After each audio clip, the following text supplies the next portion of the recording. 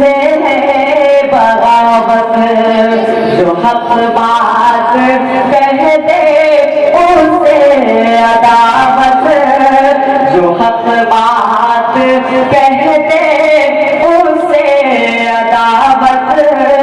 अजब दौर हद से क्यों टकरा रहा है, अरे मोमिनो तुम कहाँ सो गए हो, खुदा का ये कुरान उठा जा रहा है।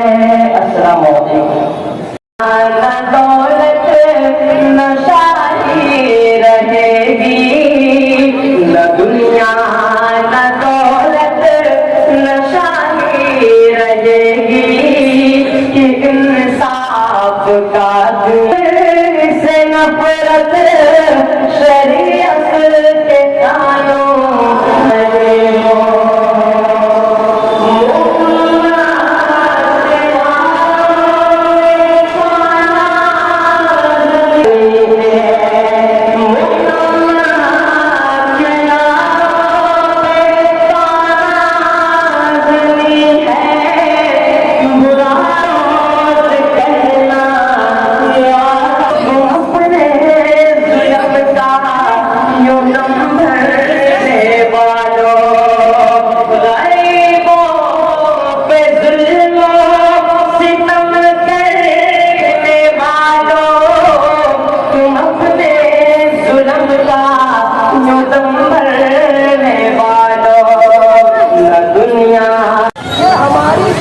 जरूरत है, हमारी मांग की अल्लाह तबारक व तआला ने इस्लामी शरीयत के लिहाज से, दीन के तरीके से हमारी वो जरूरत